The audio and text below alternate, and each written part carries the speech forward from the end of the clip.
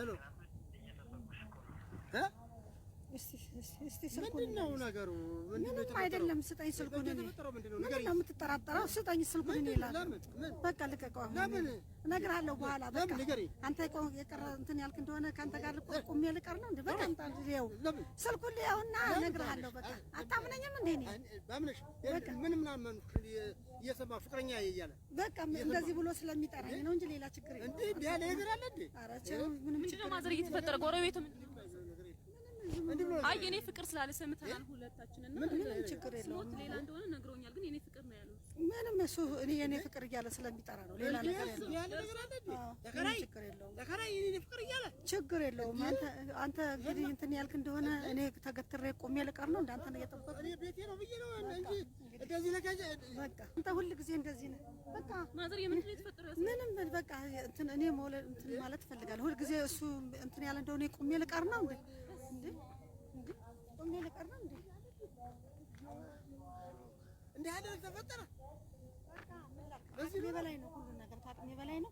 አንተ ማዘር የ40 ዓመት የዳር ሁኔታ ልቀር ነው ምንም በቃ ስነግር አይገባህም። አንተ እንዲገባህ አሁን ስልኩ የተደወለልህ በቃ ማሎ ያ ኢየሱስ ኮ አደራኪ ነንገቲኒ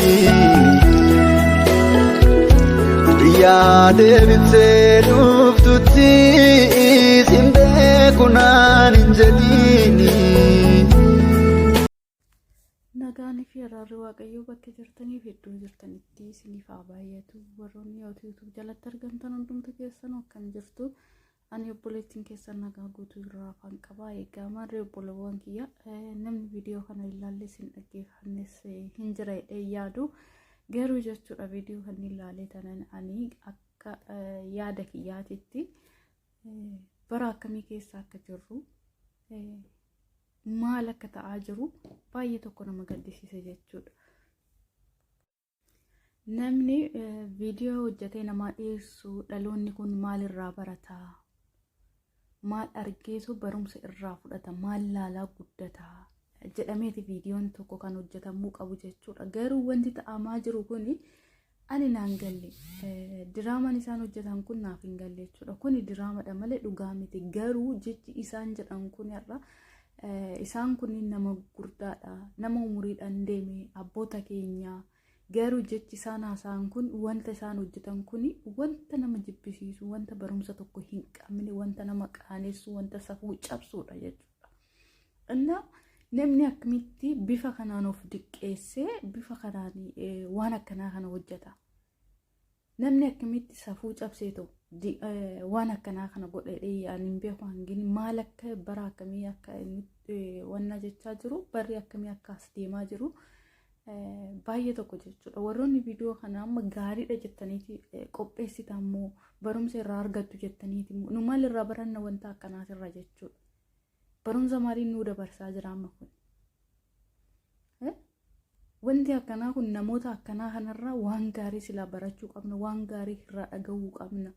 Har'a diraamaan wanti hojii diraamaadhaan garuu soba wanti kunin soba feekii akka ta'e naa gale wanti isaan hojjechaa jiran kun feekii akka ta'e naa gara garuu feekillee yoo ta'e namni tokko jechuudha wanta hojjetu tokko barumsa irraa argachuudhaaf akka namni barumsa irraa argatuuf akka namni wanta keessa jiru san keessaa ba'uudhaan kun amma wanti namoonni kana qarrastan illee namoonni yaada akkanaa fiddaa hojjetan illee ani akkanatti naaf galutti namni wanta akkanaa hooyi kana jaalata yookaan immoo wanta akkanaa kanatu view gaarii nuu fidaa jettan viewdhaaf yaaddan malee barumsa dhaloonni irraa baratu yookaan dhaloonni ittiin jijjiiramu tokko illee wanti fiddanii dhuftan hin jiru jechuudha. Kuni ani biyya keenya keessatti maaltu akka ta'aa jiru maaltu akka deemaa jiru ani dhuguman sinin jedha baay'ee tokko nama qaanessa baay'ee tokko natti dhaga'amalleedhaan akka nama tokkootitti sinin jedha obboloota kiyya.